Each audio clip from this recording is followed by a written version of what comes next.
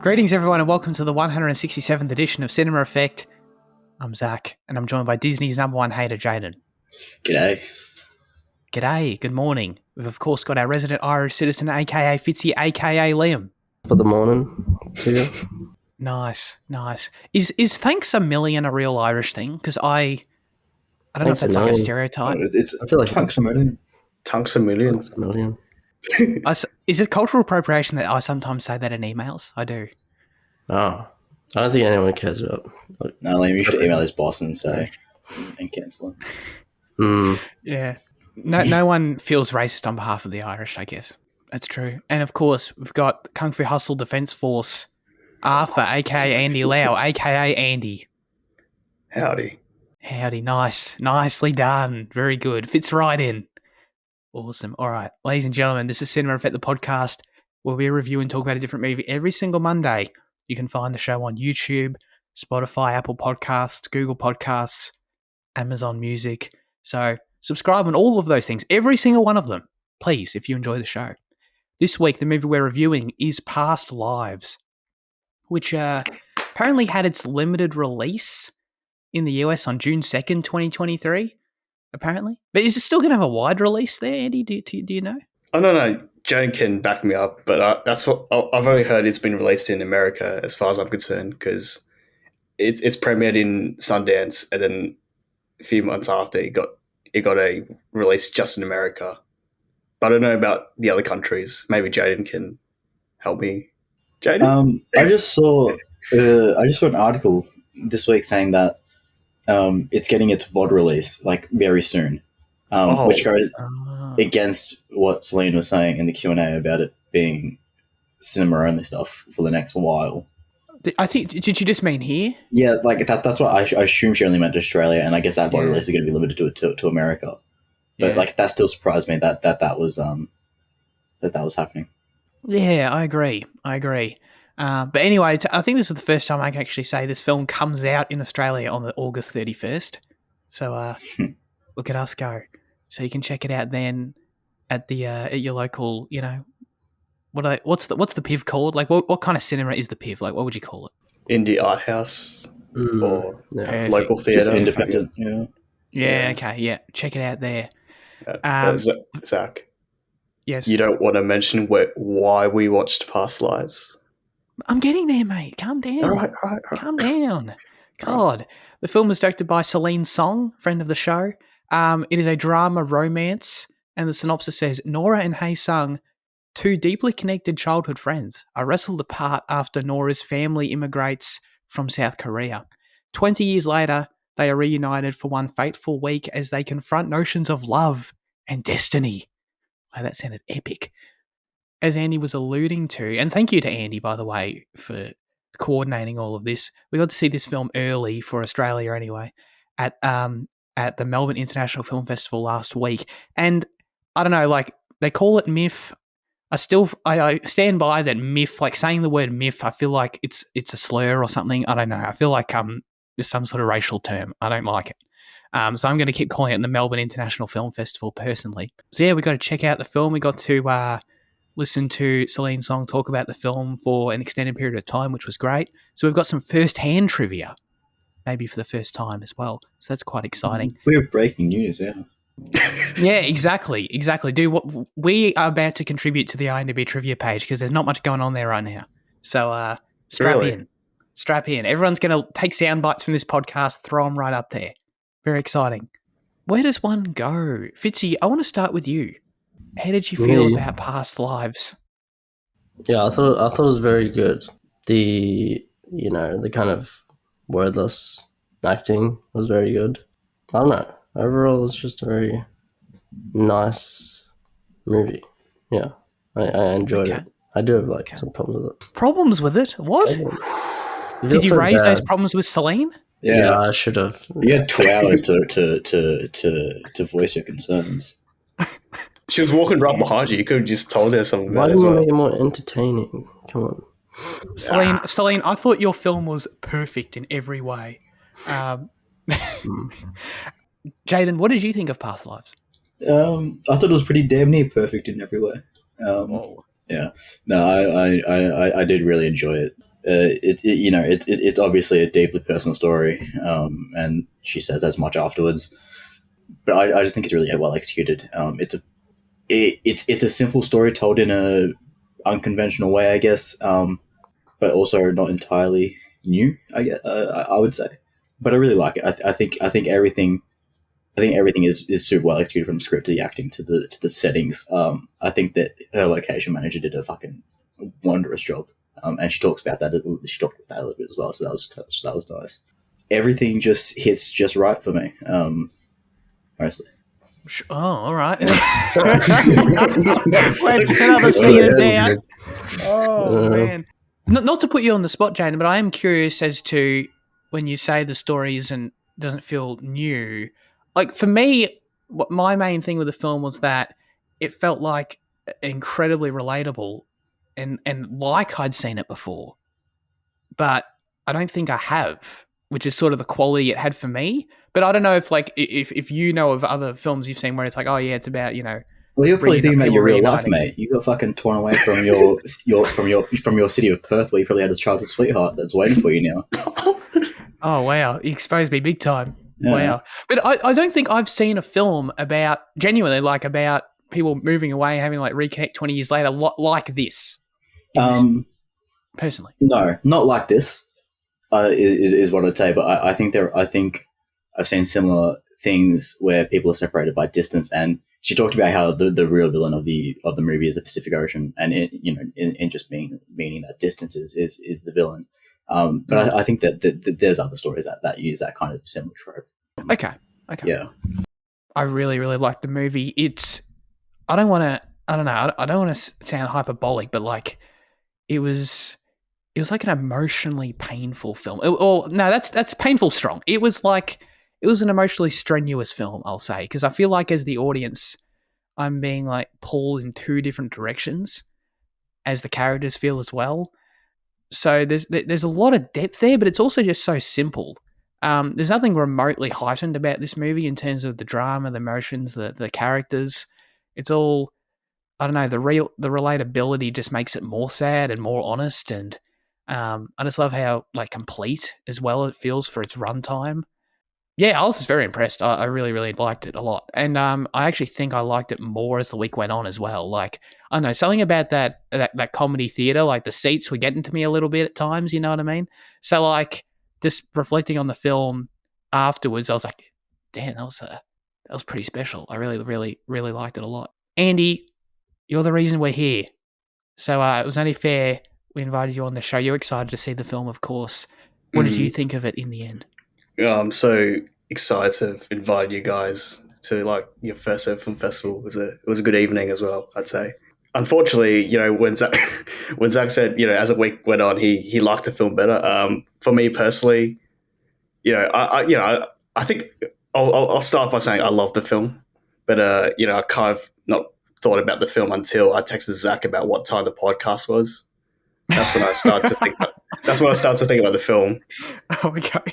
So I feel completely empty coming into this episode, but luckily I read the plot on Wikipedia to sort of refresh my mind on. Oh yeah, you're gonna have to. Yeah, please the visual, help me with that. Yeah, it's a pain. I think I sort of agree with what Jane said about this is not new, but if I don't know what he meant by that, but I thought he sort of meant by like there's plenty of like New York love stories, and it's a good subgenre, romance in New York. I've seen something similar to this, but it wasn't really about past like childhood. It was something similar to like, I guess, what I got from the film interpretation wise, it's sort of putting us in a position whether we thought this was a love story or not, or was it just about two people that really needed to connect with each other ever since they were separated from each other. So that's what I sort of got from your discussion just then and after the film.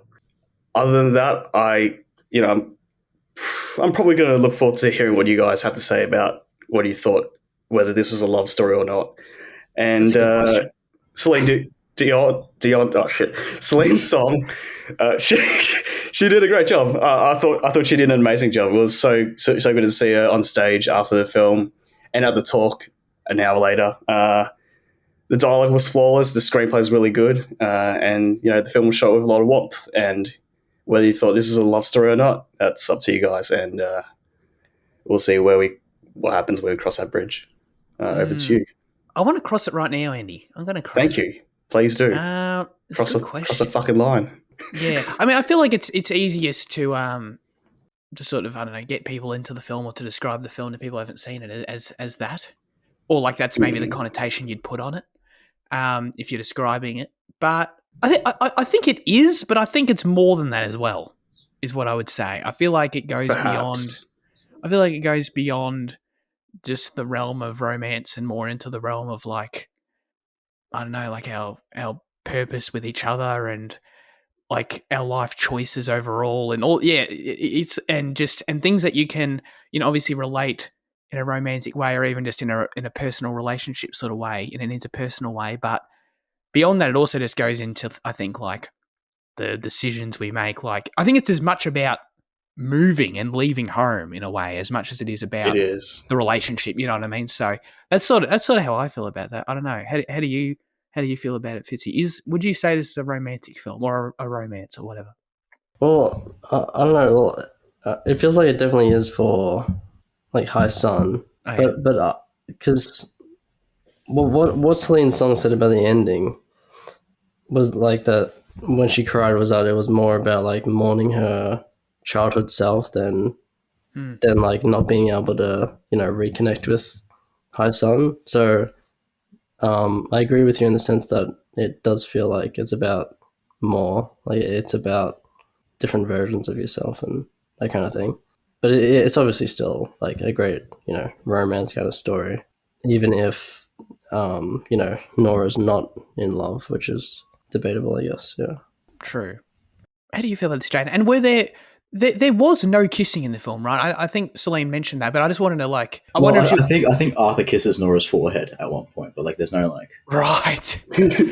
Yeah. Okay, no, interesting. I just wanted to make sure. Yeah. No, I think it's deeply romantic. Yeah. Obviously, if the outcome, even though the outcome isn't the expected one, no, like it's 100% about two people falling in love again and then getting it ripped away again when she decides to close off that information. Like it's a romantic film. It's just not interesting. Perhaps like just because the ending it doesn't fit what you'd expect like the typical romance formula to be doesn't mean it's not romantic. Like I think it's deeply romantic, even in the way it romanticizes its places and its professions. Like it does a fantastic job of romanticizing writing with her little residence at that place and all that shit. Like it's a romantic film. Yeah, but something you said struck me, and that's so. Do you think in the final third ish, when Hae Sung comes to visit in New York, and they spend those couple of days, reconnecting? Do you think do you think they're falling in love again? Is that how you read it? Yeah, she's still falling in love with him there. Interesting. Okay, but like it's like it's too late. Like it like had Arthur not been there, then yes, but she's found someone else. She's found someone that she can cry to. Like she said, she's been lacking. Like she does have someone that she loves already, but I think that in rediscovering this kind of lost bit of childhood, yes, part of it is seeing this kid again. It's what Celine was saying about like how you don't really get this experience of when you know someone and then you meet them again as an adult. So like part of that kind of connection is just them looking at each other as the kids they were. But I think part of it is also a romantic connection. Yeah, interesting. Okay. Even if she disagrees. Yeah. I didn't see it that way. I think the other half of what you said is how I felt about it. I felt about it like it's them talking with each other in those days. It was kind of like, I don't know, like looking into like an alternate universe or something, or being like faced with what it could have been like to fall in love with this guy back at, you know what I'm saying? Like, it was more so the childhood connection carrying them there. And then obviously the natural curiosity and everything in their past sort of that was sort of building to that moment for them, as opposed to anything that was blossoming in that moment itself, if that makes sense. That's sort of how I more felt about it. But there's no doubt that the romantic aspect was there initially, so it sort of prolongs, and it's sort of always underneath, I guess, for me. I would look deeply into their childhood and their reconnection with each other. So their reunion, that's what I thought was more important than whether or not they were in love. And I guess I want to ask today about what the heck the concept of yin was. If you guys want to talk about that as well, there might be something to it. With like there was a scene where Nora narrates about yin to Arthur while there was a montage playing, and I don't know how much that hits deeply for you guys, but whether you guys want to talk about it or not. Yeah. So what was it again? It was the idea that, well, it wasn't it sort of just the explaining like it was like the concept of the title that like we all have past lives, and that we're all like, I guess our souls or whatever are all like, if we've been connected before, we're sort of always connected in the future. Was that the idea? Yeah, was it like that? And like that, enough connections gets you to the point of love or to marriage or whatever. Oh, okay. Right. So was it reincarnation related or anything? Well, I guess it kind of is. Kind of, but like, don't they say like, it can be as simple as brushing clothes in one life, and then in the next one it might be friends, and then it might be something else. So like, so is the idea that it's building on something? Yeah, building. Like a progression. Yeah, so it's not like a hard reset, Yeah. Interesting. Okay. Interesting. So it's like you're having somehow your spirit is like progressing in some way beyond the single life, which is kind of cool. I kind of like that. So yeah, I guess that's what they do. They say that at the end of that final scene where it's like, well, maybe next time, essentially. Like, so the more you close brush with a stranger, the more you get out of the friend zone, basically. In the next life. Maybe. I think Liam can back me up on this. There was a quote similar to that in Chungking Express where the cop in the first story brushes past the woman in a blonde wig, and then he says a quote about you brush past confidants, you brush past friends or strangers or something like that, and then I've seen it 15 times. I still can't remember the quote to this day. Do you remember? Well, kind of. Well, it isn't in that. Don't like, because there's two stories in Chungking Express. Isn't like the first half, like two characters from the second story, like go past each other or whatever, they like meet. So it's kind of related, I guess. Yeah. So there's sort of some similarity to that when it comes to like a single life, and then you connect a bit more, and then you not necessarily get out of the friend zone, because I feel like the first story, the guy is still in the friend zone, but I don't know. Literally, when you guys were talking about that, it just, that film just popped in my mind. Very definitely some. Yeah, very viscerally, I guess. I kind of like to think that, like, what were our first yin-yang connections? You know what I mean? Like, I like to think that Fitzy and I's spirits were first aligned in like 1860, when, like, I don't know, like the equivalent of us brushing clothes was like, I don't know, he got into like a fist fight with me at a bar or something. You know what I mean? Just one punch to the face, and that was your connection. Yeah. It was exactly. Like, it was like physical shrapnel. It was like accidental. It was like I was fighting someone else, but you got what's it called? Right, stray shot. Yeah. Yeah, right. Yes, and then it's only progressed from there, I guess. Yeah, no, I think I'm at least another 3,000 lives before I love any of you guys. But I feel like the key to what we're trying to analyze here, in a way, is the final scene. We've already touched on it a little bit. Jan brought up Nora was crying about. That whole final goodbye scene, I feel like warrants discussion. And I wanna ask, like, how it, we can analyze it more for sure, but just surface level, how it resonated with you. Because I know right as it finished, Andy, you turned to me and you said, "Oh, I didn't make me cry," So hard task there. But regardless of that, how did it hit you emotionally, if at all? Well, I kind of wished I did feel emotionally attached to the story, but I really wasn't too much, because I don't think I've ever experienced talking to a girl or connecting with a girl in such a way. But that final scene, the final shot of the film. The final shot of the film was when the car's driving off. Sorry, the final moment of the film where the final scene, the extended, it's like, I feel like it was like 5-10 minutes, whatever it was. There we go. It's probably one of the most beautiful pieces of camera movement I've seen from a 2020s film, just in terms of how it was staged and how it moved and followed the actors, and just the use of silence and the use of drawing time was just executed to perfection. And I thought that might have bumped my score up to some extent in terms of the overall quality of the film. Just sitting around with everyone in the audience, just seeing that take place where they just stare at each other for 2 minutes until the Uber arrives. That was, I would say, immensely gorgeous to behold, and felt very rewarding as well. Just considering what they went through in the past 24 or 36 years, I guess. I don't think they're that old. Sorry, 24 years. That sounds realistic. Yeah. But it was genuinely a good final moment of a film that I definitely took away the most. Even though I didn't cry once. The funny thing was, I cried many times in the previous screening. For some reason, this screening I just couldn't really emotionally connect as I wanted. Anyway, sure. I'm glad you brought up the way it was shot. I liked the Celine story about the. Here we go. Get ready to add this time to be trivia, everyone. Get out your notepads.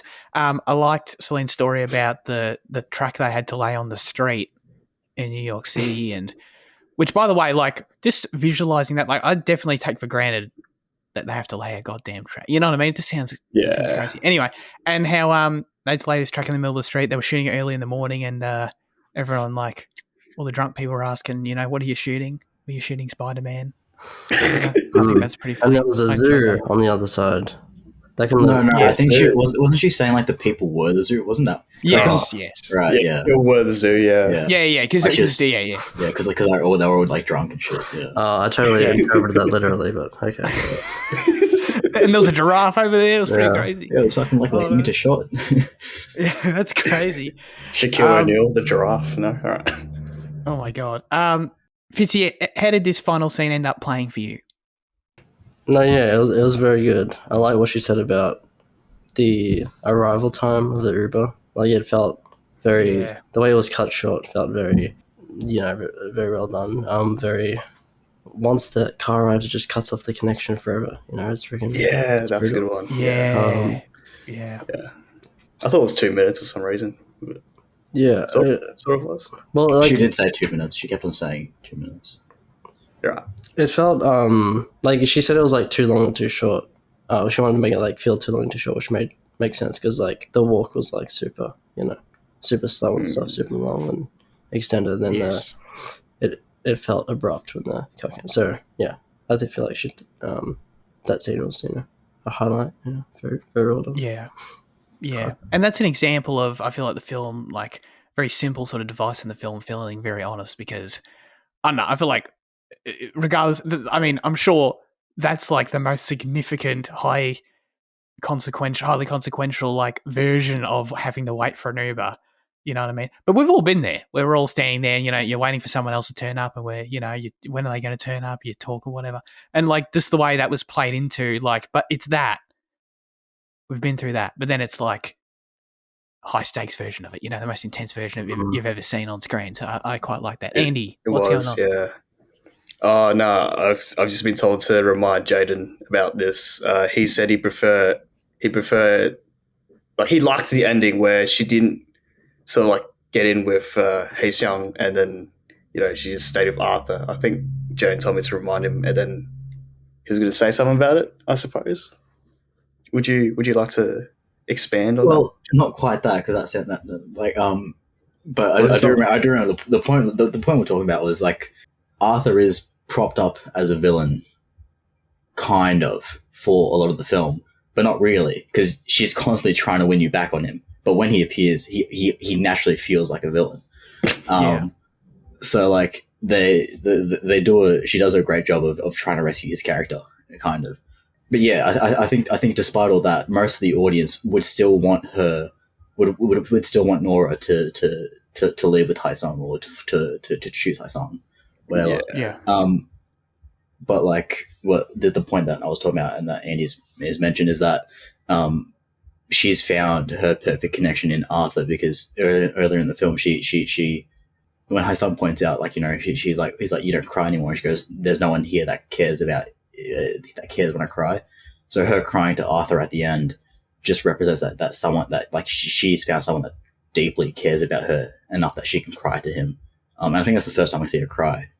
Despite like all the time that she's like been hurt or like she's in difficult situations throughout the film, like where she has to sever that connection. So I think it's a fantastic end, and just beautiful way to kind of clear out the characters, to round out the characters. Sorry, and just so neatly just like present exactly what you needed to present. Yeah, it's interesting because I don't think Celine does anything specifically to try and position Arthur as a villain, but it's almost just like he's circumstantially the villain, like just inherently, and that's and it's like that's what is implanted within the audience just through the natural story of what it is. But then it's got to, she does have to win him back. It's like, it's almost like, it's this tricky spot of like, I've created this situation based on real events, but I've created this situation for this film, and just inherently, okay, this guy's a villain, I can't help it, so I need to try and do something about that. And that's why, like, I love how that plays into the book title that he wrote, because like she's like, I needed to make him as lovable as possible. So having his book be called Boner was about like trying to like rescue him back a bit and show you, like, you know, he's a light guy, he's fun, you know, he understands, he's hip and all that shit. Yes. Although he is a gamer, so he's a bit of a loser. You know? Oh yeah, when they had him playing games, I was like, oh, 100% he's going to be so neglectful and shit. But then he puts down the controller, and I was like, oh, thank God. Yeah. You know what? Like, dude, we all know that if you play games on screen, like, it means you're meant to be a loser character. Yeah. And although, like, I don't know, like the use of gaming in this movie was like probably the most completely genuine feeling I've ever seen. Like, no cap, because it is like. No cap. Because he like has the headphones on, he's like sitting there and he's actually using the controller correctly, and he puts it down politely, and you can just, you know what I mean? It's like, dude, that was like, that like bumped it up a point. You felt right represented. I did. I feel like someone's finally done gaming as a hobby justice on the big screen. You know what I mean? So shout out Celine for that. I must admit though, I didn't understand Arthur's book title. Like, I saw Boner and I thought, haha, Boner, but like what's the book? Well, we're not told about what the book is. Yeah, it's just a writer. What the hell would that book be? What is it? Am I meant to think it's like a crime thriller? No, cause wasn't the image on the novel like one of those balloon animal fucking sculptures? Oh, I think it was.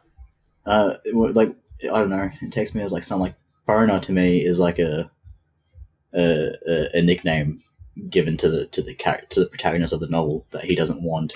Oh. So I imagine it's more of a personal kind of story. Okay, perhaps. Interesting. Partially autobiographical, perhaps even. Perhaps, yes. Yes, okay. I think Celine should write this book now. I'm really curious as to what it is, or at least explain what the hell it is, because I'm curious. Or adapt it for a next feature, maybe. Oh yeah, she A24 is going to back that for sure. Yeah, definitely. Are we allowed to use Gen Z terms like no cap and all that on this show? Or well, I've already been. I feel like I was yelled at for it last time, so I'm just, I've got it out of the way. It's now in the vocabulary of the show. Yes. You were yelled at about it? What? When were you yelled at about it? Oh yeah, in the Indiana Jones view, you guys and Luke yelled at me for saying no cap. Remember that? Did we? Jane doesn't remember his abuse. No. Yeah. I don't deny, like I would 100% do something like that. Like, I'm not going to deny that, but I don't remember that. Luke will remember. He was the main proponent. I was going to do an audience complaint. Don't worry.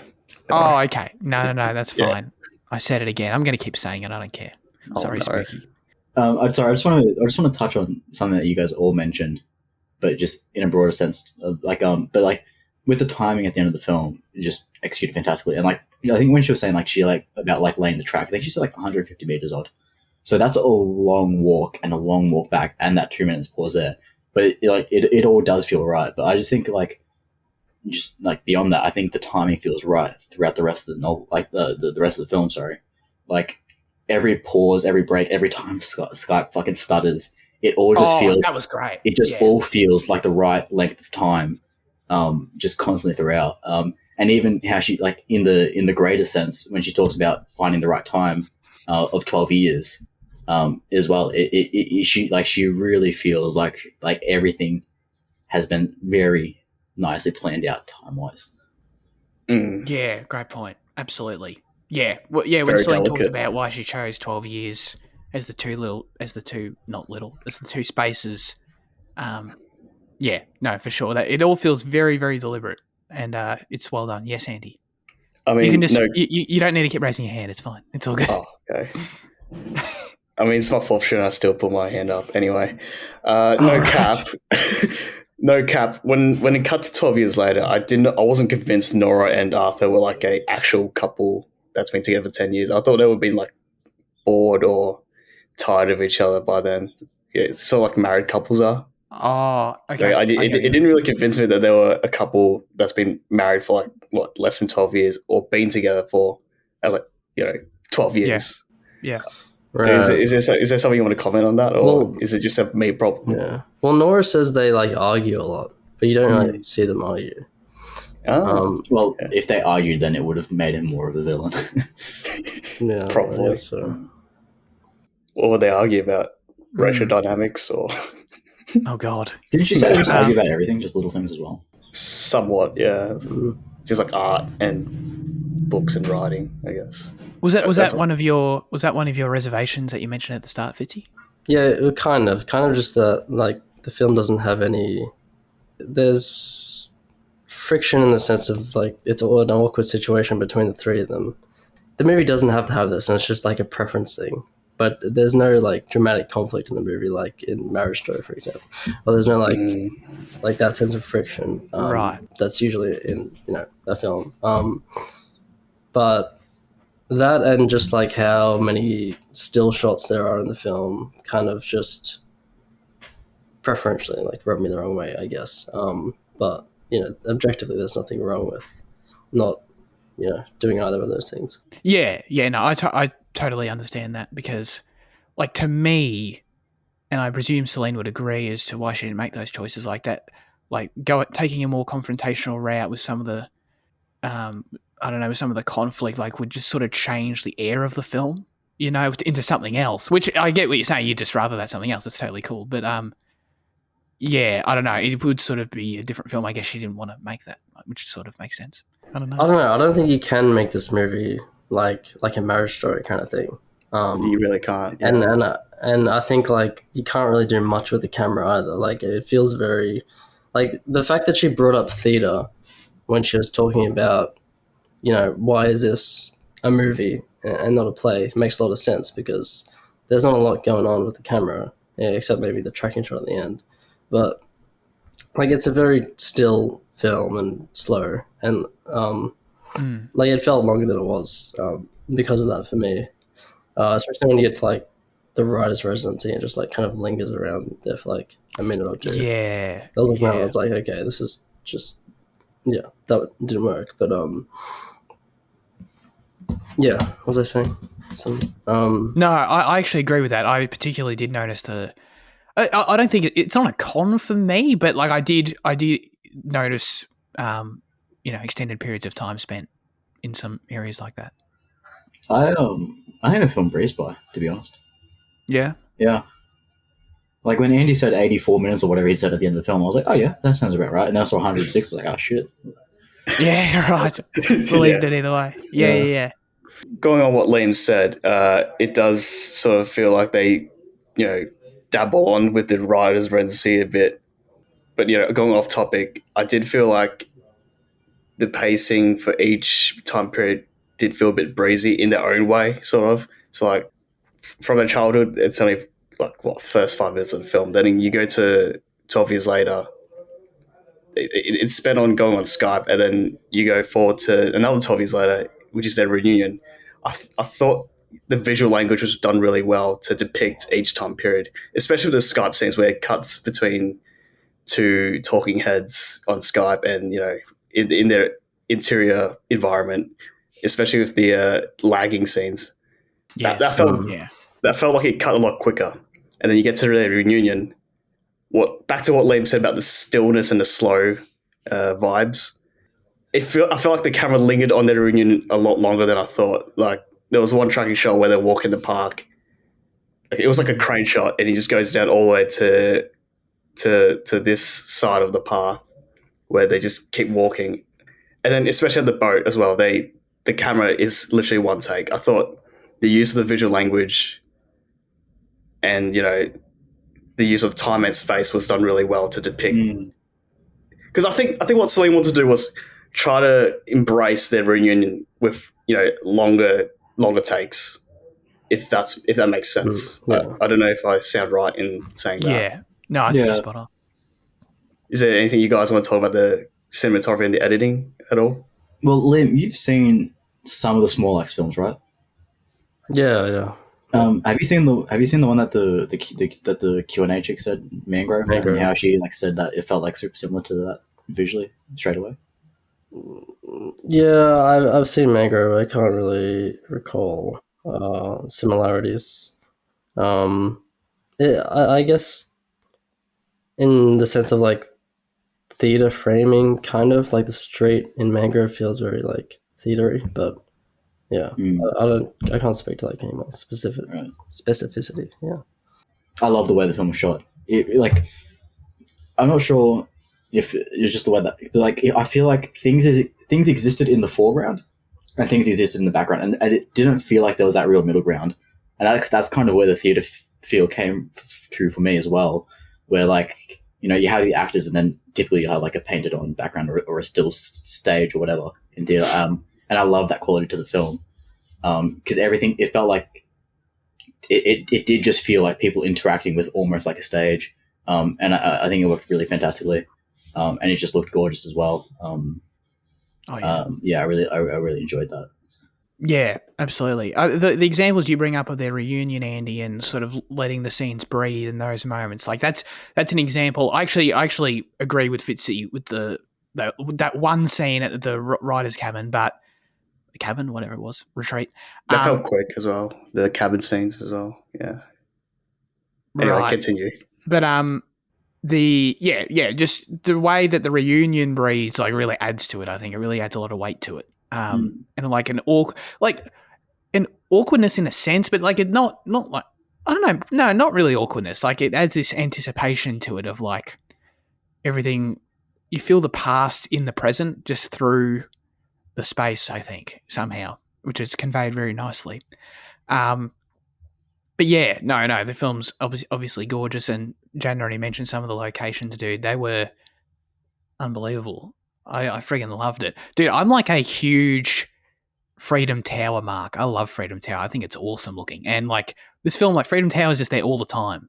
So I was really into that, and I that little. forgot we have our resident New York specialist here, who's recently lived there for a prolonged period of time. For a long period of time, yeah. Such a flex.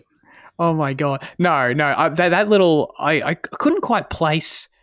I'm obviously not well oriented enough. I couldn't quite place where that bloody location they have with the merry-go-round. You know what I'm talking about? The carousel. Thank you. Carousel. Okay. That spot they have there, that was a really cool spot. I really liked that location. That was a standout for me. And then also just the Statue of Liberty ferry was great because I literally did that a month ago. So that was no, but it was that felt quite significant as well.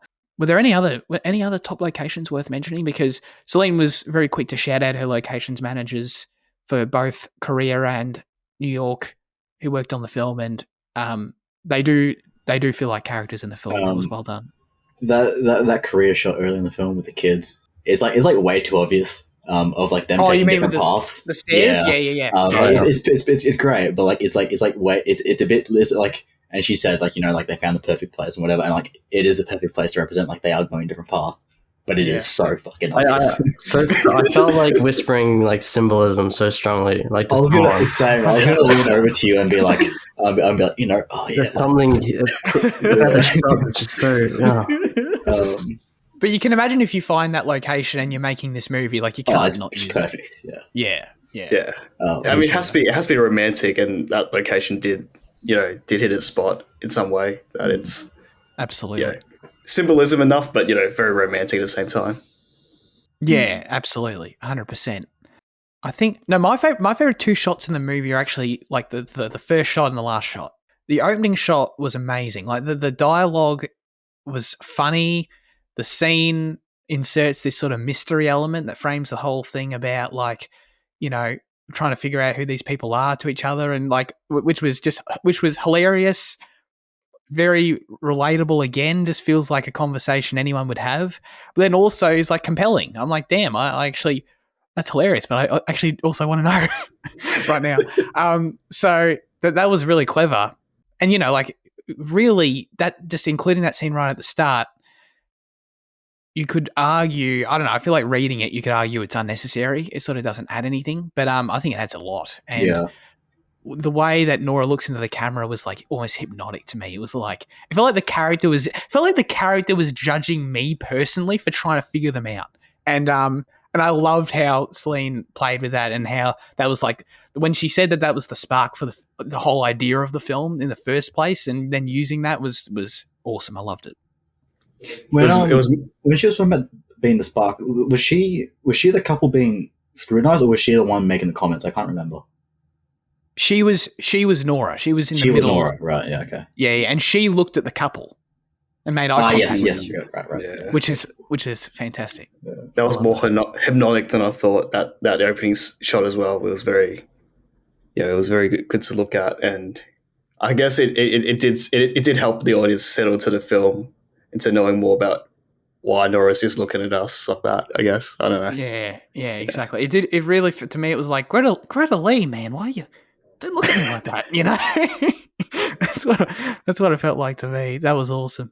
And the final shot of that bridge in New York City. I don't know what it was, but I feel like an essay could be wrote about it or something, because it spooky. Yeah. Watch past take a look at the film. Exactly. I loved it. I know it was so simple, but so goddamn sweeping, yeah. Like it feels like something anyone could shoot on their phone, but like something about the way like the railing and the bridge starts rushing past faster and faster as the car is moving, like it somehow feels like it represents the whole story, and like feels like it represents like, I'm not trying to sound too pretentious, but it feels like it represents how life seems to accelerate as we get older in some way, or something like that. Like it just felt like deeply connected to the themes of the film in a weird way, I think. Well, I really liked it because I was thinking, like, because so much of the film is still, to have it like end on this moving shot, whereas like I feel like films usually end on like on a still shot, like a lingering, shot where you're like looking at the character's face, and I think of like The Godfather Part 2 or something. Yeah, exactly. So the fact that it's like opposite is really good, and it makes it more impactful because like the camera barely moves like that in the film. So yeah, absolutely, that's totally true. Yeah, you really cut to credits with a sense of, with a different feel of sort of, I don't know, with moving forward than the rest of the film ever has. Andy, you want to jump in? I can tell. Some of the dialogue I thought was interesting, especially when she's brushing her teeth and Arthur's just brushing past her in the room, where she's talking about, seeing Hey Sung makes me feel less Korean. It's like, he's really Korean. What do you guys thought about that? Well, like, how did you guys feel about like how funny the film was? Because the audience... the audience overreacted so fucking much, man. Yeah. The audience was going up. Like, the audience knew that Celine was like nearby, so like they had to make sure that they heard her. Like, it was funny and it was sad, and it warranted those reactions to a degree, but it not in such a loud way. Unless that's just how festival crowds are, because they know that the creatives are there nearby. Yeah, I was thinking that. Yeah, but like they laughed too much. It was you're right. It was funny. It was yes. Some of the dialogue Arthur was saying is pretty funny too, but like with other moments, the audience just overlaughed just because Celine Song could have been in our presence. She probably went off for a snack. Who knows? But they just laughed at it for plays. Yeah, maybe. Yeah, but no, I think it's comedic in a very tender, gentle. like in a novel like sense is how I'd say. Like, you know, like if I was reading a book and they wanted to make a few funny lines, that's how it feels like. I feel like that's how I would read them. Maybe that comes from like her playwriting days, perhaps. But like it doesn't feel like it's because she's not using the screen to tell a joke. She's using words, and she's using kind of like dynamics. Performances is what, yeah, for sure. Yeah. So like, if you like the jokes were written in like a kind of subtle way, maybe. Yeah, well, like one thing that the audience like went off on was like when she was telling the story about Inyan, and she says like, "Oh, that's just something Koreans said to like seduce a guy." Yeah, and then they kind of, I was like, oh, and then the audience like, you know, all laughed at that real hard, but it was like it wasn't like a laugh out loud moment. It was like a little chuckle, you know, a little chuckle to each a little grin. Yeah. Right. The film did make me grin. After all. I was pretty like an idiot throughout. Yeah, Liam's right in a way. Yeah, sure. Zach said grin. Yeah, I feel like there's something else to be. Yeah. I don't know. Like, well, obviously not Celine's fault by any means, but I feel like there is something to what we're saying about maybe don't have her come out at the start. You know what I mean? Like, I feel like because I didn't know she was there then. No. You know, I don't think anyone did, right? Well, Andy was surprised by it as well. Like, I didn't know she was here for a Q&A. Yeah. I knew she was going to be present before the screening, but I didn't know she was going to be here for the Q&A. That was. But you knew she was going to be at the screening. Yeah, that was about it. Yeah, didn't know Q&A. Didn't know Q&A was going to be arranged until I saw an Instagram story the night before. No, I understand. Okay, so I didn't even know she would be there. You know, and you know, at the end of the day, not that it like matters. It's not like you know, it's like it's not a focus group where you're trying to get the most genuine, authentic thing ever out of the audience or anything. It doesn't matter. Nah. But I think that might have influenced it in some way, maybe. But regardless, no, I thought the movie was funny. I really did.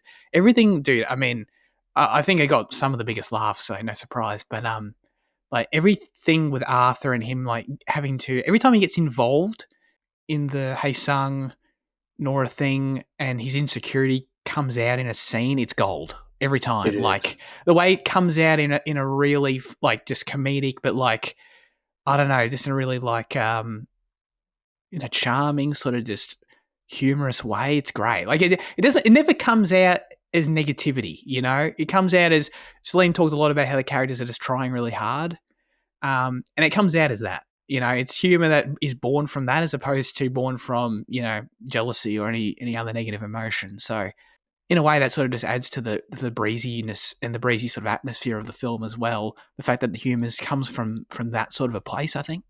Yeah, like when they're like walking down the street, I was laughing, no doubt. I mean, that is sort of the thing we anticipate through Arthur's character. People expect him to be a jealous prick, you know, or something like that. And I mean, I guess Celine's writing about her husband, so if she thinks that he's not a typical American asshole, then, you know, she has every right to put him in a good light. And I thought that was really done with a lot of breeze, just like showing Arthur's character that doesn't feel as cliche as any white American would if they see two people like, you know, getting along with each other. And Arthur's character's, you know, well presented. You know, throughout the runtime. Yes, absolutely. Did the score stand out to you guys at all? I sort of felt it had this. I know it's not right, but it almost like the closest I could come is to say it had an almost jazz quality, but like a sort of like I don't know, like I feel like it's like a subgenre of jazz or something. Is sort of how I would say, but I don't know. Maybe I'm way off. I mean, it's New York, man. So. True. Maybe. It was a pretty subtle score, I think, and she said that when she was on to like the composers, like that's what she wanted, right? But I think like the most frenetic it got was in that first meeting over Skype, right? Like where she's rushing home, and like, you know, you can kind of you feel like you can kind of feel it, you can kind of feel the tension, and you can feel the excitement, and I think the score reflected that there. But I think for the rest of the film, it does fade into the background. But like, I think she was saying that she said something like she didn't want to create like a sound rather than like a score. Like she said something about that, right? It was about the sound of the cities, right, and the sound of the Is that right? The sound of the environment's sort of rather becoming... than like creating like a musical kind of piece. Yeah. Because I think she does that in the scenes we were talking about at the carousel and stuff, like some of those extended dialogue scenes. Sort of just the sounds of the city sort of carry that.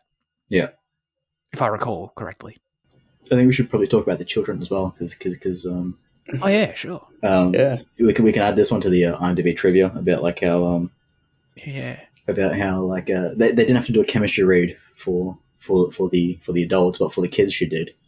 And she was saying that when she had she had an aura locked in, and then when she was having like the little high songs come in, I think she said the third one was the one where like he delivered like a really like kind of emotional, powerful kind of like ad-libbed or kind of monologue, and it was so effective that it made little Nora cry or something like that, and she asked Celine, "Does Nora have to go?" Or something like that. So I think that I think those kids were pretty good. I think maybe part of it was the language thing, because I did feel like some of it was a bit stilted, but I think it was pretty strong. And I think that's a really cute story as well that came out of it. I enjoyed that first scene in Korea, definitely. I think the way the film sort of just handles the character's aging feels very good. I don't know. So I don't know exactly. What do you think they did with Nora and Hae Sung between when they were in their 20s versus in their 30s? Because I don't know if you think it was a bit of makeup. Because I think it was a touch of it. I think it was more than anything. I think it was like costume and hair, because they felt different. Especially Hae Sung felt very different by the time he got to his 30s compared to his 20s. And I think I didn't notice makeup. Maybe there was a little bit, but I feel like there was some choices and some thought put into that, but it worked. I think Hae Sung's face felt a lot more structured as he matured, and like I don't see how you achieve that without makeup. You know? Yeah, I don't know. Maybe the actor had a certain posture or something. This is only complimenting the film, because most of the time we'd sit here and say, "Oh yeah, they put some wrinkles on him." You know what I mean? Like I can't exactly put my finger on it, but I felt it. It worked.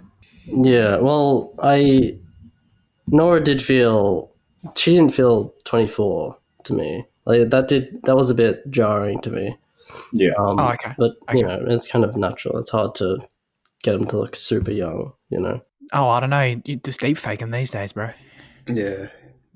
How exciting that we could deliver our own trivia. You know what I mean?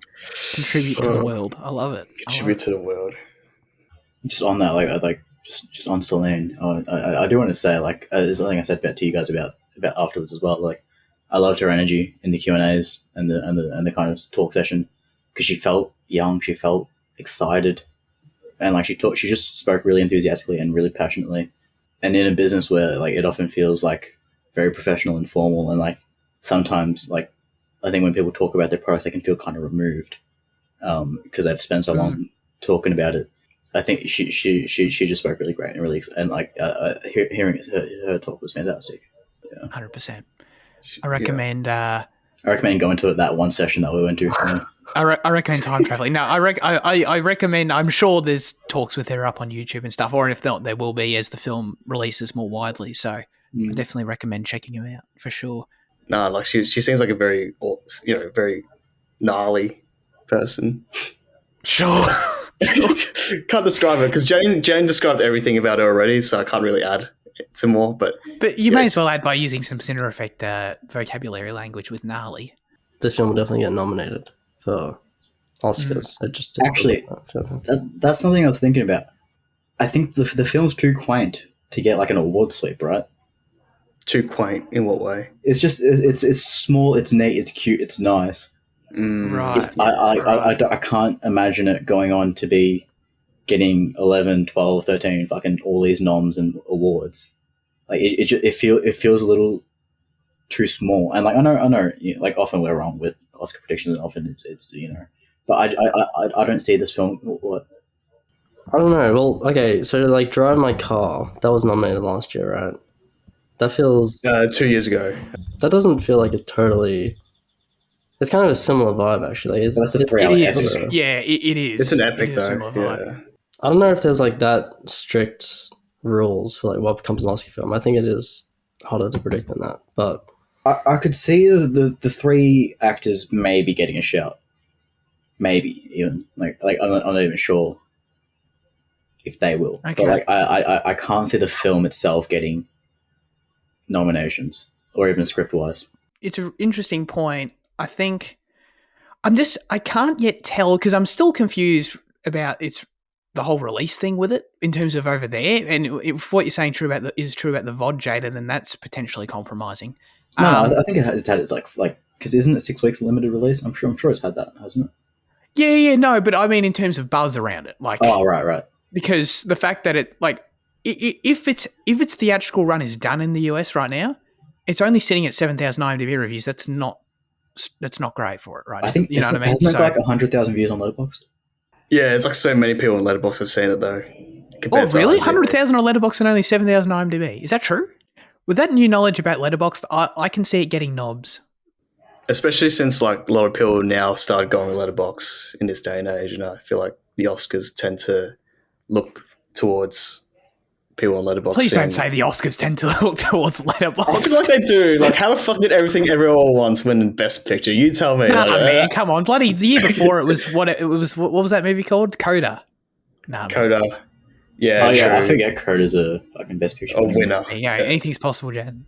All right, let's get to our final verdicts for past lives. Ho, Fitzy.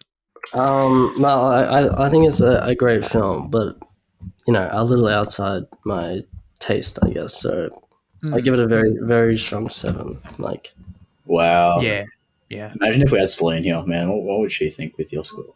thankfully, we don't know her personally. I've never seen her, so. Yeah, I mean, we were talking to her after the film. We've been in the Like, same room. like she just messaged me before saying she cancelled. Like, Yeah, she was Actually, happy to yeah. meet her, yeah.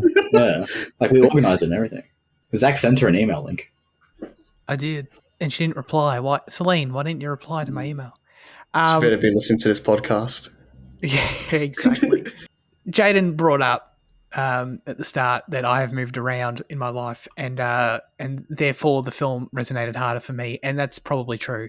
But to try and expand a little bit on what I was saying at the start, I think the film, even though when you look at the Hae Sung Nora dynamic and that final scene where we talked about a lot, and the whole thing of what the ending is, and to how it's about for them letting go and basically being face to face with what could have been a very different life for both of them.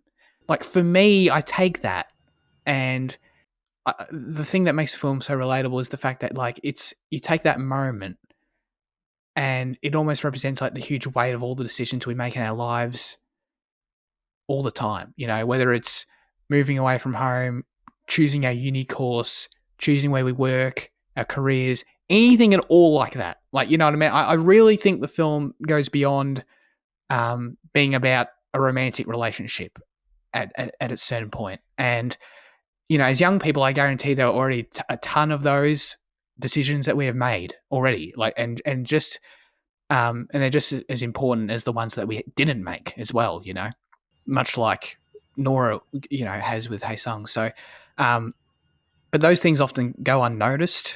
We don't necessarily always consider like the alternate outcomes of all these different paths that we have taken and all the ones that we didn't take after the fact. And thank God, because that would be crazy overwhelming. Who would ever want to do that and consider all that? But for them, that's what they represent to each other in a very tangible form with the characters. And for everyone else, I feel like every person can draw a line there in some way. Even if I can personally never say I've stood in an Uber with like, past someone who could have been my girlfriend or what, what I'm saying, like 10 years ago, whatever. But I can say that about other decisions I've made in my life, and for me personally, like friendships I've had in other places for sure. That in that way, it is more quite literal for me a little bit. But despite that, I think it relates in a lot of different ways. So I'm going to whack a 9 on it. Sorry, that was the most like long-winded tangent to convince myself to give it a 9, but that's exactly what I'm going to do. What a passionate piece! What the hell? Thank you, Annie. Thank you so much. What are you going to give it? Look, I mean, I applaud Zach's entire point about young people and the decisions we make as the years go by. but I'm sort of left wing to that. I'm quite aimless in real life. Anyway, my verdict on the film. Yeah, no, it was really good. Like there were some great moments in terms of technical decisions that Celine makes. I think considering her background from playwright, it is really impressive that her first feature debut was done really well. Like she makes the screenplay, puts it to life through cinema tools. She has a great cinematographer that she'll probably collab in the next few projects, and they shot in 35mm. By the way, just a shout out to those two cutaways that were so important to the film when they cut away to the children's cells. That was also some great imagery done. Even though she was in our presence, it probably wouldn't impact the score. Okay. But yeah, that's her good. talk was really good. great. No bias. Yeah. Great feature debut, I suppose. She was like walking right behind us. Could have asked for a selfie because she could be an Oscar winner in a few years' time if she makes more projects. So for a feature debut, I'll slap on an 8 out of 10. I think I'll give this a rewatch, but I don't know when. Probably 12 years. Sure, of course. Yeah, that's 12 years past. That's my exactly 12 years past. That's my overall verdict for this film, and nice. I'm surprised by Zach's 9, to be honest, but that's fine. He backed it up really well, and Liam with the 7. Oh. I'm surprised you tried to rival my incredibly lengthy justification, but thank you, Andy. Jaden, what about you? Yeah, I really loved it. Like it's super entrancing, incredibly beguiling, and deeply romantic. Like I was saying before, like even outside of the characters, relationships, it does beautifully to romanticize locations, professions, and all that shit. And most importantly, it helped me with my architecture work. And for that reason, I will be giving it a 9. Whoa, I'm so glad I invited you then, and everyone else. This is a watershed moment for me then. You helped in so many different ways, Andy. Thank you very much. Life transforming. Jen had to bring that up at one point, architecture. So I'm very pleased. She helped me. She helped me with my work. I have to give her a shout.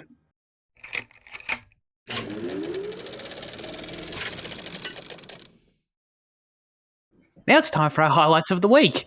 Oh my god, Fitzy, what have you been watching? I watched The Terminator. Yeah, it was a very strong film. It was great. Super, resplendent kind of 80s vibes. Some amazing practical, just stunt work and stuff. I think was it for the first one or the second one? I was like looking through the letterbox the crew, and it was like writer, director, and it was just stunt, like all the way through. But the first one is super, super strong. Just like I don't know. It's just a great structure and story, and kind of I don't even know. Great theme song. Great theme song. Yes. Was that the inspiration for on-screen presence? Battlefield 4. Dun, dun, dun, dun, dun. I feel like it almost was. Probably. I mean, it's super iconic.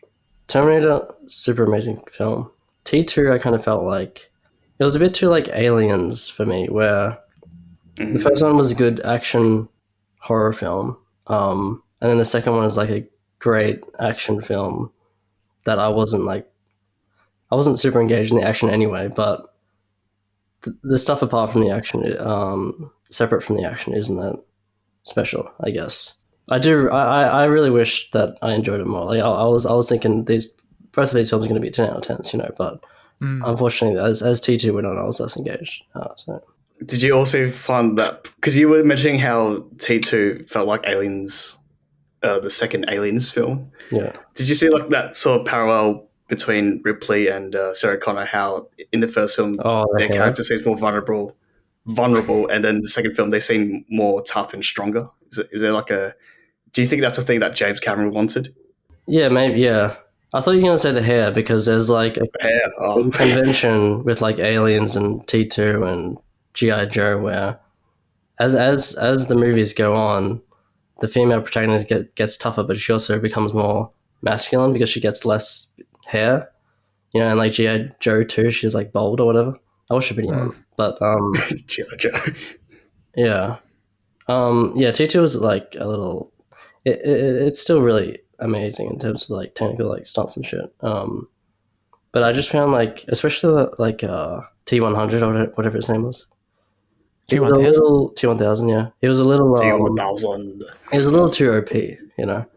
And the shots, the scenes where they're like shooting him and he's like getting like all these metal dents or whatever were kind of weird. Mm. There's kind of just a lot less tension in T2, but you know I still appreciate it. So I'm so happy to have someone that shares my opinion finally on that T2 is significantly worse. Oh, I like T1 better than T2. Oh, do you? As well. Oh, Yeah, I like yeah, both of them I equally. feel like I've never actually talked to you about T2. I've seen T2 once 10 years ago, so like don't really recall it that well. I just remember like thinking it was pretty Same. good. Like I didn't really care for it a lot. I haven't seen Terminator in like years as well, and I thought T1 was better just because Arnold makes a better villain. Oh yeah, and then the second one, Arnold Schwarzenegger. Yeah. He's an amazing. Schwartz what? Schwartz what? Arnold Schwartz is an amazing. Schwarzenegger. No, I'm just having trouble hearing that last part. Can you just say that last Oh no, part? that's his name, Arnold Schwartz. Zach, cut it out. Cut it out. Cut it out. Mayor of California, Arnold Schwartz. Yeah, he's an amazing Terminator villain. Like he's a scary. I wouldn't want to verse that guy. Jaden, what have you been watching? I've been watching a few crime type stories. I watched The Bone Collector, and then I watched Boston Strangler, and I guess I'll talk about that one because that's the more recent one. Okay. This plays very similarly to Zodiac, in that it's really key that it's the newsroom side of it rather than the murderer and the detective, and it stars Keira Knightley and some other famous person who I can't recall, but she is a reporter and she's live reporting on the stranglings, and she's the first one to make the connections, and she's actually the one breaking the story. So so her character does very much take up that Robert Graysmith role, but it just does not have the technical prowess of Zodiac. It closes the film far more openly than what Zodiac does, because Zodiac rounds out Graysmith's story because they can't resolve the killings, so they resolve Graysmith. But the film, it kind of leaves it too open because they can't resolve it entirely, so they just supplement it with a shit ton of text, like way too much text, really. And she still gets her ending, and there is a kind of resolution, but it is not is nowhere near as satisfying as what we have seen. But the film looks stunning.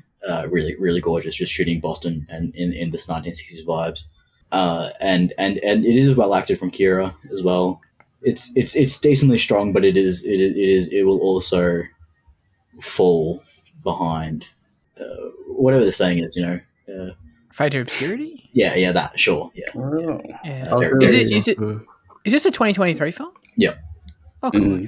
I was Disney Plus. I was really thinking the Boston Strangler was going to be as good as Zodiac, so I'm sad that you've said this now. It's really unfortunate. Andy, what have you been watching? A lot of MIFF films. Sorry, Melbourne International Film Festival films.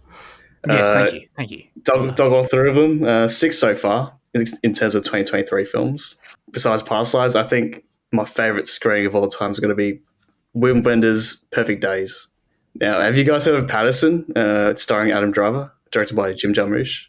I have. It is, yeah, I mean, Liam's already saw it. It's sort of similar to that. You can say it'd be a good double feature to put both those films together. Patterson being a bus driver and this Japanese protagonist being a toilet cleaner. And I think Jaden might be into this film since he's been to Japan before. Bro. Thanks for exposing me. Yes. You're welcome. It has some of the best toilets you'll ever see. I think you've been to them, though. Someone tells me that you've been to those toilets. Have you seen them? Like the ones where you go in and then... No. It's like see-through, but once you get in, it doesn't see through anymore. Have you been to those toilets? No, I'm pretty diligent with my bowel movements, and I only shit at the hotel. Oh, cool. All right. So hang on, there's toilets where you can see through, and then what? Like the locking mechanism then closes the view. Yeah, pretty much. Like frost the glass or something like that, right? Frosted glass, yeah, something like that. Yeah. Wow, that sounds fancy. It's really good. I need to check that out. In terms of the film, probably one of the sweetest slice of life films you've probably ever seen.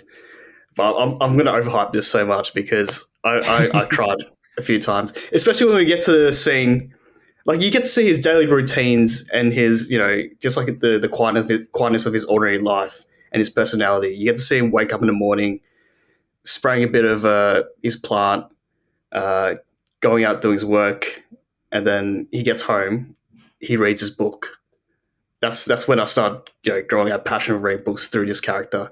He's also got a passion for music as well. He loves listening to cassette tapes. Like there'll be like a few scenes expanding on his love for cassette tapes. I think people watching will probably get that nostalgic feel of what it felt like to play, good music back in the days on cassette tapes. So I thought the analog aspect of that film was really well done. It is a 10 out of 10 film for me. I think Wim Wenders is becoming one of my favorite living directors right now in terms of like art house scene. That also plays into the score that I gave this 10 out of 10 as well. Yes. Really, Nice. that felt like the longest thing I've ever said in my life, and it didn't go anywhere. But. Oh, mate, but you're still reading this essay later, so. Yeah, I forgot about that. Shit. Sorry about that. Maybe we should make that a bonus episode. Yeah. No, that sounds beautiful. That sounds great. I like the sound of that. I should check out Patterson. I like the sound of that. It sounds like a sort of like a slow living sort of film. I like it. Yeah, I'm into it. Adam Driver, the bus driver. Cool. You'll get into that, Zach. Yeah, nice. I like that. Building off our experience at the Melbourne Festival, I watched The Lost City of Melbourne. Oh yeah, where did you watch that? On Doc Play. Oh. Sorry, where? On Doc Play. It's a streaming service. Documentary streaming service. Oh, never heard of it. Love stealing my family logins. And oh yeah. Yeah, so it's a film sort of just covering the history of Melbourne architecturally and the buildings that have stood in the past. I'm sure it'd be right up Jaden's alley. I enjoyed it. I enjoyed learning a bit more about Melbourne. Of course, obviously, it's probably the metropolitan city I'm the most familiar with.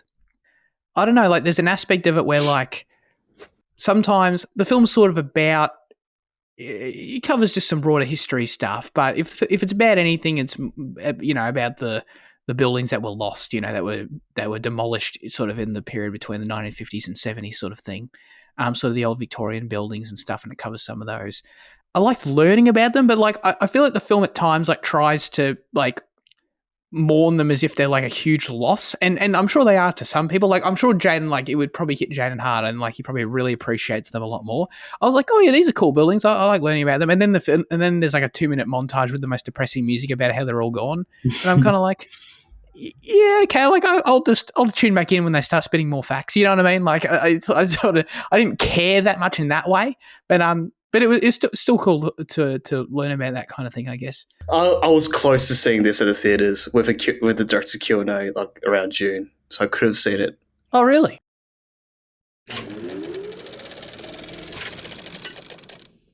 Okay, my God, let's get into this, where the segment comes, where we hand the show over to you with our question of the show. Last week we asked you, how are you feeling about the state of the MCU right now, and are you excited for the future? This, of course, has nothing to do with anything, but why not? Let's do it. Let's delve in. Nick said, I feel after the Infinity War Endgame duo finished up, all the hype disappeared, and they just failed to rebuild it. I haven't been excited for a single movie since then. Yeah, I largely agree.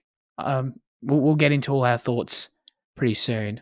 But unfortunately, Luke wrote in a huge... Well, not unfortunately, I asked him to, but it is also very daunting. Luke wrote in an essay for an answer. He's, of course, very passionate about the MCU. And Andy's going to take us away with reading Luke's impassioned submission here. Let's see. Should I time him? How long is this going to take? Liam's already walked out. Liam's taking a nap. Liam's hopped in bed and... yeah, okay. I'm definitely going to have to put a timestamp for this, but of course, Luke's... It's all staying in for Luke, of course. Oh, no. You know what I mean? He's back. Oh, my God. Right. Take it away. All right. Luke, sit back and relax. As a dedicated fan of the Marvel Cinematic Universe, brackets MCU, the aftermath of Avengers Endgame left me exhilarated and eager to witness the next chapter in this epic saga. With the conclusion of the Infinity Saga, the franchise stood at a crossroads, tasked with maintaining its momentum while introducing new narratives and characters. However, while films like Shang-Chi and the Legend of the Ten Rings and Spider-Man No Way Home managed to captivate, some recent releases failed to elicit the same level of excitement. Furthermore, the Disney shows anticipated with enthusiasm proved to be a mixed bag, and recent disappointments like Ant-Man the Wasp, Quantumania, is that how you pronounce it? Yeah, it's a disastrous name.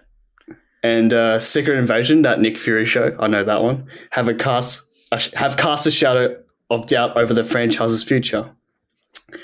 Avengers Endgame was a cinematic masterpiece that left an indelible mark on my cinematic experience. What cinematic experience? As a climatic conclusion to the Infinity Saga, it was a monumental feat that left me wondering how the MCU would follow up such an extraordinary achievement. While Shang-Chi and Spider-Man No Way Home delivered compelling stories and remarkable moments, subsequent releases felt like they were struggling to fill the void left by Endgame.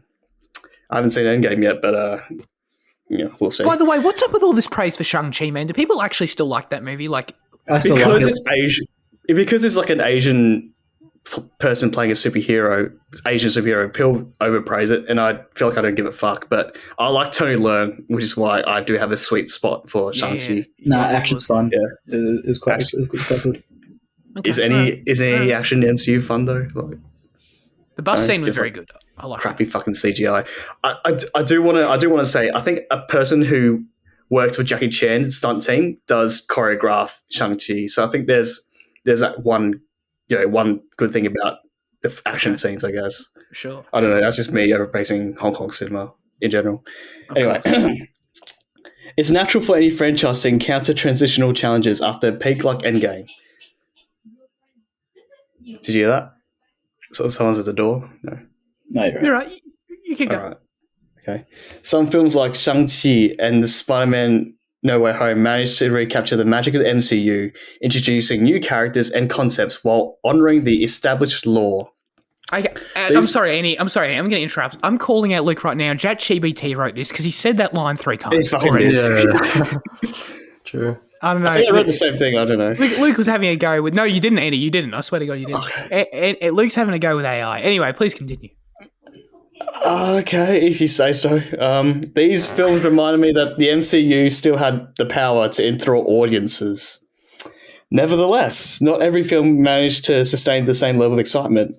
The ambitious introduction of the multiverse, which initially sparked my curiosity, started to feel convoluted with the announcements of films like Ant-Man and the Wasp, Quantumania, and Secret Invasion.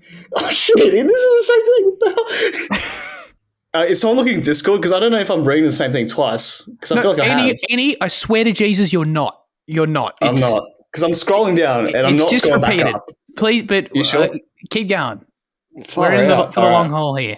The complexity of this concept, combined with lukewarm responses to recent releases, left me concerned about the franchise's direction. Okay, this is a new paragraph, I feel. New content coming. The expansion of the MCU onto Disney Plus was a promising venture that aimed to delve deeper into characters and offer a more immersive experience. While WandaVision, The Falcon and the Winter Soldier, and Loki showcased the potential of this format, not every series resonated with me equally.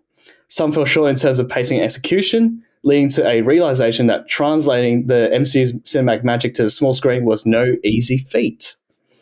In the midst of uncertainty, I find myself grappling with the question, is there still hope for the MCU's future? Despite the recent setbacks and mixed reception, I'm torn between my loyalty to the franchise and the nagging doubt that things might never be the same.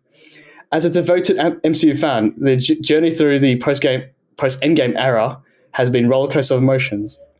While the franchise continues to showcase its strengths, it also has also faced challenges in maintaining its previous heights of excitement and engagement. The introduction of the multiverse, while intriguing, has posed narrative challenges that the MCU must navigate carefully. Looking ahead, I'm cautiously optimistic that the MCU will find new ways to captivate audiences while remaining true to its roots. While doubts may linger, the magic of the MCU storytelling has proven resilient in the face of uncertainty. I feel like I read it out twice, what the hell? And I remain committed to witnessing its evolution. And then here we go. Luke ends off with TLDR. Not excited about the future, but we'll still watch it. Which could have been a very sufficient answer if he didn't write an essay, I guess. But thank you, Luke, for writing that final sentence, and thank you, ChatGPT, for submitting the essay. I really appreciate that. I really enjoyed reading that, though, regardless of how repetitive it felt. I think Luke did a good job making me improve my English. I'm glad. I'm definitely doing a different timestamp now because I just realised we've got no hope of anyone listening to our thoughts. We've got no hope of anyone listening to our thoughts after if there's not a timestamp. Okay. Now, Andy, I know you have, as you've already mildly expressed here, have a lot of hate for the MCU. Do you how much of it have you seen in general? I don't know. Up until Guardians of the Galaxy, I think. Oh, okay. So you've seen a fair bit of the first one. Have you seen Endgame and that sort of thing? Well, I haven't seen Avengers. If whatever the second one is, Age of Ultron. Oh, okay. I think he's watched it in order, so he's watched up to 2014, I think. Gotcha. Okay. There we go. Yeah, exactly. Interesting. Yeah. Okay, God. Well, you're in the glory days, so Age of Ultron, but So, what exactly is happening to MCU that made you guys ask this question? What is happening to MCU? Because I'm kind of behind. It's a good point for me.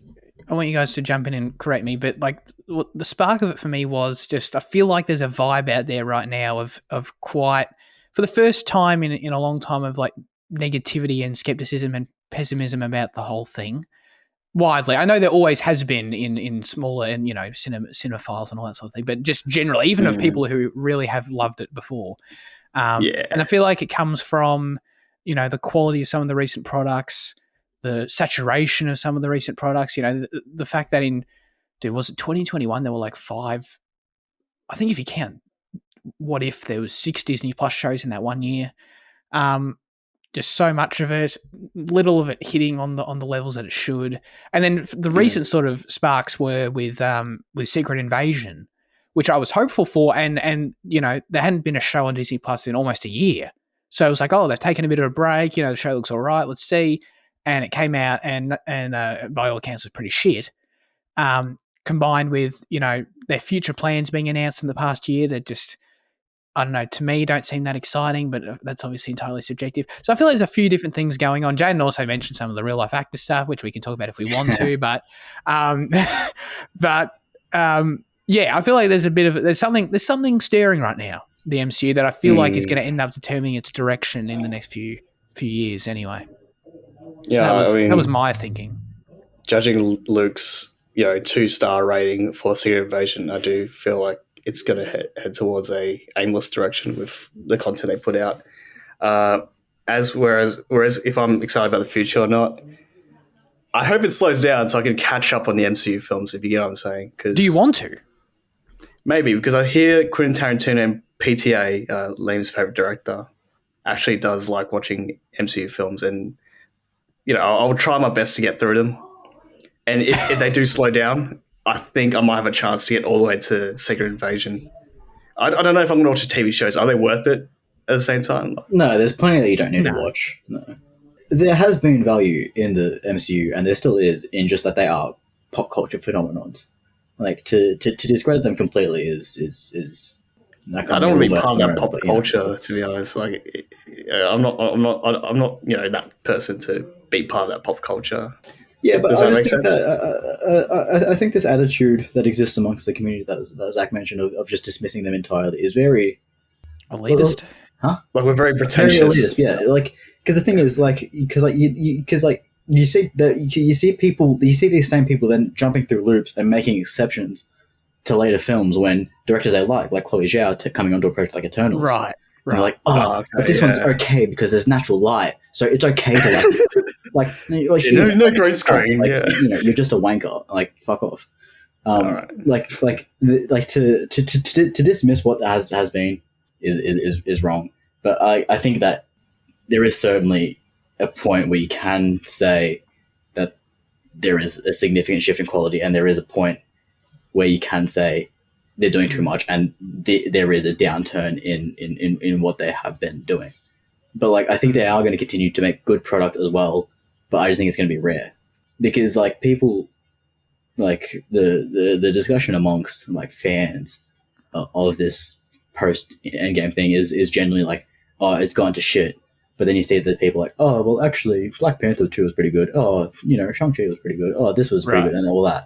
Like, there have been a lot of bad things, but there have been some decent projects as well. And the thing is, if they keep on getting auteur directors to come onto projects, they do. That's not a help. They do have the chance that they will break through with something really good. So like there is potential there, but like I think it is definitely waning because they are trying to diversify their product too much. It is just greedy capitalism that is ultimately being their downfall because they're just stretched too thin. And like they have identified that to a degree, and they have said going forward they are going to try and release less products per year. I think the issue is that they're just trying to make everybody somebody, and they really shouldn't be, because like characters like that first from Hawkeye are getting their own products and shit like that. Right. Oh yeah. Absolutely. Like they need to just reassess that and just come back to their core. And I think that will be fine. Yeah. Great point. Is there a point where in the franchise where it feels like MCU fatigue? Yeah, that comes at different places for everyone. You can't watch these films as independent films anymore because they are all connected. It is just a very long TV show with very long episodes. Sure. Like Stranger Things. Yeah. That point, that fatigue will come at different points for everyone. I know it was hitting for Zach before Endgame even happened, but then you watched Infinity War and then you were back on track with it, and it's happened for everyone else at other different points. Like it's totally true. Having before Infinity War reinvigorated me for probably a couple years. Yeah, and I fell off again. Where are you at with that now? Because I know I think you keep up the most of us here, Jaden, with the more current. I think I'm up to date on movies, but TV shows I'm far behind in. Yeah. Okay. Yeah, and the only reason I'm up to date with movies is because I go with one of my mates, and we just we make a day of it. Not make a day of it. Yeah, absolutely. It's a thing that we do.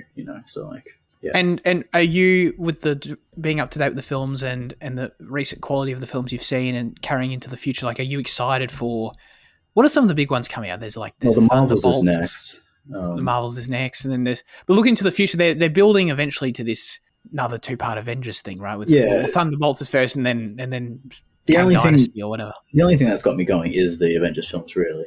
Okay. Because all these minor characters aren't really interesting to me. If they make another Spider-Man, I don't know. Like, I think they are going to continue to make Spider-Mans because they talk about it as an origin trilogy. Spider-Man will always be a hallmark for me. Spider-Man's great, so as long as they keep on making those, I will be watching. But like, this slate of characters that they got going at the moment don't really interest me. Yeah, it's another great point about it. It's you can argue the quality of some of the products, and I think overall it's fair to say that it's lessened. Probably because of the frequency has gone up, but then Jane's absolutely right. There's been some decent stuff in there as well. But that's a great point about the slate of characters, because a big part of why Endgame's so satisfying is the characters and what they built in those years, and how you connect with them in different ways. And I feel like right now, you could argue they're in a building phase with the characters again. I think they're meant to be, but I don't know. I really don't care about many of these characters, and maybe I will, but I'm always open-minded about what's to come, but I don't know, like, in trying to envision what this 2025 Avengers film looks like and its cast of characters, I'm like, who's going to be in it that I give a shit about other than Spider-Man, Fitzy, where are you at right now in this very second with your momentum with the MCU, and are you excited for the future? Yeah, I don't know. I feel like it is a bit of a low at the moment, even with like Guardians 3 coming out and being a strong film, just because I feel like now like people are kind of realizing like the lack of momentum, I guess, at this moment, even though it's already kind of existed. It's just like, caught up to people, I guess. Yes, great way to put it. Yeah, but like, I don't know, there is like the occasional strong film every now and again after Endgame, like we've kind of touched on, but the thing, like, as a whole, it just feels a bit weaker, holistically. But I don't think the individual films have actually gone down in quality that much. Yeah. No, that's fair. I don't know. It's weird because I've had ups and downs. I'm definitely on a down. Yeah, not to say that good things won't come in the future. I'm basically taking it day by day at this point with the MCU. Like I currently have zero momentum, zero curiosity for the future. But not in like a jaded way, not in like I'm a pissed off ex-fan, been burnt kind of way, just in like I don't know, whatever. We'll see. They need to cull their runtime is the other thing. Oh, so. yeah. They take themselves way too seriously. They're all 3-hour films at the moment. Yeah, that's whack. That's just all these big films these days, like The Flash being that long as well, and Indiana Jones, of course. What's going on with these big films being way too long?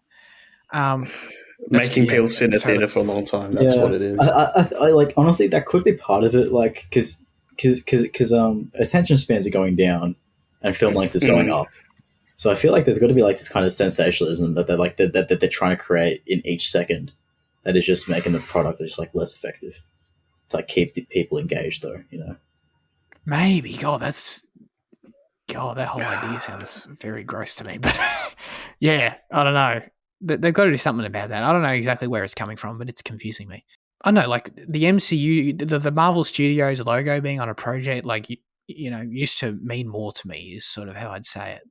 It's not like I ever thought that they always delivered amazing stuff all the time or anything like that. But in terms of like the superhero genre, I do think there has been a bit of a dip of quality overall, because I did very much have the perception that, if a Marvel Studios thing is coming out, then that'll stand at least, I'm not saying it's going to be great, but at least it'll stand above the rest in the genre, especially when you compare it to bloody Sony's trash ass associated with Marvel crap. All their Venom movies. Venoms. I was going to say Venom. Oh my God. But so like in that sense, and what DC was doing for a time as well, like I think they were the best in the genre, but right now they've lost that benefit of the doubt with me, and because I don't know, like the shows really burnt me mainly. Honestly, the shows probably did it more than anything. Like the films overall probably stayed at a consistent quality, mid to some being pretty good. It was really probably more than anything that 2021 stretch of the shows, where I just felt like I was getting burnt time after time, honestly, with those things. And Moon Knight was where I broke. I watched 4 episodes of Moon Knight and couldn't finish it. Oh, and I never looked back after that. So that was probably more than anything actually where it sat. And then looking to the future, like Jane, great point about like Agatha, House of Darkness, and Echo, and all these goddamn spin-off shows of side characters from the other shows that we didn't like. It's like, man, it's I think they might have to reassess some of that, and I think they are. I think Bob Iger said some stuff about that, but I don't know. I'm not excited for the future. And I am different to Luke in that there's no guarantee I'm going to watch any of this stuff. I haven't watched an MCU thing since Thor: Love and Thunder, which I still like, which I still thought it was funny. What about those screaming goats? Remember those? But if something comes out that grabs me, then I'm more than happy to check it out. I just haven't seen it, and I don't see it coming. I think the issue with the characters is that they've been successful in the past in taking unknown characters and then making them stars. Like Rocket Raccoon was a nobody in the comics until Guardians, and now people would identify him as like one of the strongest characters, sure, in the MCU. So I think that they're just trying to replicate that feeling with this like slate of unknowns, is what I think. But it's not working for them the same way. No, I'm just trying to think about why. Is it maybe like... Well, what I think it feels unfocused to me, but yeah, sorry. I think James Gunn did a really wonderful job. And I think it is James Gunn that did it, because then you see him do a similar thing in Suicide Squad, where he's got this cast of characters that really, like fucking Spotman and all that shit, like they're not pivotal people, but he takes them, he has fun with them, and then like he makes them strong characters. So I think it's really his intervention that really made that thing, and I think they're lacking his kind of touch at the moment.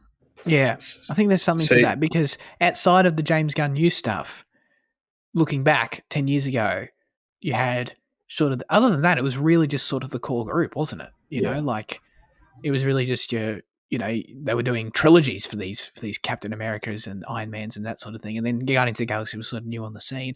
Liam, did he? What was the other film he did that you and I watched? James Gunn. We didn't watch it together, but like we've both seen it, right? Didn't he do some horror film? Yeah. Slither. Okay, no, I think of a different film then. Just watch listed. Well, what other movies has he done? Scooby-Doo. Fuck, did he? Yeah. I feel like... What? Yeah. No way, no, I don't think so. I found some in Legacy. Yeah, it's on Letterboxd. I don't think he's done Scooby Doo. He did. He did the 2002 one or whatever it is. Right. Can't see it. What do you mean you can't see? He fucking did it. Oh, was he the writer? Okay. Maybe he was just a writer. Yeah. Really? Yeah, he's not the no, he director, wrote it. then. Yeah, he wrote it. No, you're right. Jane's right, but like he didn't make it. That's He hilarious. wrote it. So yeah. Because he was mainly a writer, right? Because didn't he write Dawn of the Dead? Yeah. Zack Did he? Snyder's film. Yeah. Zack Snyder and him, they're both DC, aren't they? Now that's a genuine. Zack Snyder's definitely not DC now, but Is he not? What happened? no. No. Oh, I don't know. How many years ago? That's the whole Snyder. Do you want me to explain the history of the Snyder Nah, Cut? Lady? this thing's gone on. No, Let's Oh my god! Yeah. I agree with you, Jaden. Another All right. time. As always, we'd love you to submit your responses, thoughts, and/or reviews for next week's film in the YouTube comment section or the Instagram comment section, or join the Discord server. This week, the specific question we'll be asking you is: what is your favorite movie spanning multiple decades? Of course, in the story. If you didn't pick that up, let us know. No, so not actors in real life. No. Like Boyhood. No, that counts. The story also spans multiple decades. I just read so- past lives qualifiers, so that's funny that we're doing two rows in a row. All right. That's it for this week's episode. Thanks, everyone, for tuning in. If you survived this far. Fitzy, what are we doing next week? Next week we're doing the winner of the poll by a very wide margin. Zodiac, which is, it's like if you've ever seen Boston Strangler. It's like that, but better. Yeah. And it's on Stan, Foxtel, and Netflix in Australia. So no excuses. Nice. Yeah. No excuses. Appreciate everyone tuning in. Appreciate you, Andy, for joining us. Thanks again for the Melbourne International Film Festival invite. You're welcome. Annyeonghaseyo. Thank you. I hope that wasn't racist. Thank you, Liam and Jaden, for joining me as always. We'll see you all next week. Have a good one and goodbye.